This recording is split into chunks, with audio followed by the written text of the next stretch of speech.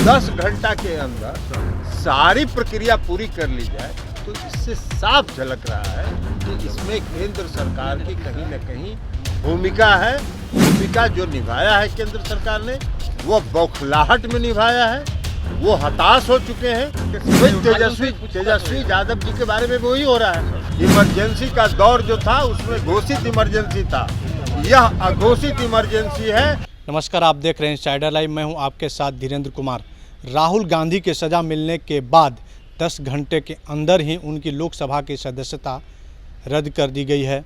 इस पर प्रतिक्रिया देते हुए जदयू के राष्ट्रीय अध्यक्ष ललन सिंह ने कहा है कि केंद्र सरकार की इसमें महत्वपूर्ण भूमिका है। सज़ा मिलने के 10 घंटे के अंदर ही उनकी लोकसभा की सदस्यता रद्द कर दी गई है। कहीं न कहीं 2024 चुनाव को लेकर के राहुल गांधी से बीजेपी हताश नज़र आ रही है। और क्या कुछ कर रहे हैं जदयू के राष्ट्रीय अध्यक्ष ललन सिंह, पहले आप वो सुनिए।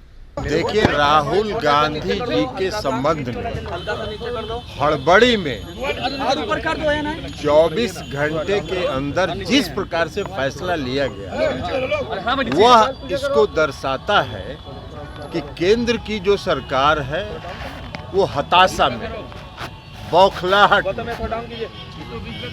और बौखलाहट में इस तरह की कार्रवाई की जा रही है। आखिर लोकतंत्र है, उसकी कोई प्रक्रिया होती है। कोर्ट का जो फैसला होता है वो चुनाव आयोग जाता है, चुनाव आयोग के माध्यम से वो स्पीकर के यहाँ पहुँचता है, तब वो फैसला होता है। अब ये 10 घंटा के अंदर सारी प्रक्रिया पूरी कर ली जाए तो इससे साफ झलक रहा है कि इसमें केंद्र सरकार की कहीं न कहीं भूमिका है, सक्रिय भूमिका है। और यह भूमिका जो निभाया है केंद्र सरकार ने वो बौखलाहट में निभाया है, वो हताश हो चुके हैं। जनता का जो उनसे विश्वास हट रहा है उसके कारण हताश है, लेकिन वो चिंता नहीं करे। इस देश की जनता बहुत सजग है, सब देख रही है। 2024 में एक एक उनके कदम का हिसाब ले। तेजस्वी यादव को लेकर क्या कहिएगा? तेजस्वी यादव जी के बारे में वही हो रहा है। आप एक बात बताइए ना कि जिस बात की वो चर्चा कर रहे हैं कि 2008 में कंप्लेन हुआ, तो 2008 से 2014 तक आप कह सकते हैं कि भाई यूपीए की सरकार थी, कार्रवाई नहीं हुई। लेकिन उस समय भी जांच हुई, सीबीआई ने उस फाइल को बंद कर दिया। लेकिन 2014 से तो आपकी सरकार थी, अगर उसमें कुछ साख था तो क्यों नहीं कर रहे थे? 2022 में जब महागठबंधन में नीतीश कुमार जी फिर से शामिल हो गए तो आपको एकदम दिव्य ज्ञान हो गया साक्ष्य का और कार्रवाई करने लगे। तो ऐसा दिव्य ज्ञान तो उसी को होता है ना। तो इसलिए ये जाहिर है कि जो केंद्र की सरकार है वो सीबीआई का, ईडी का, इनकम टैक्स का इस्तेमाल राजनीतिक कारणों से कर रही है, अपने राजनीतिक विरोधियों को परेशान करने के लिए कर रही है, उन पर दबाव बनाने के लिए कर रही है। लेकिन देश की जनता सब देख रही है, समय पर उनका हिसाब चुकता हो। और एक बात और जान लीजिए कि 14 राजनीतिक दलों ने एक साथ सुप्रीम कोर्ट में याचिका दायर की है।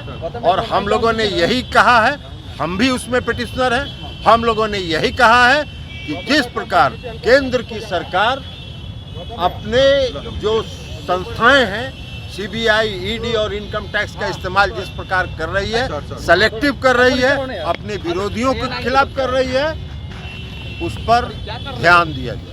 और सुप्रीम कोर्ट ने 5 अप्रैल को तिथि निर्धारित कर दिया है उसकी सुनवाई। आपने इमरजेंसी का भी दौर देखा है, अब इस दौर को कैसे कहेंगे? ये अघोषित इमरजेंसी है।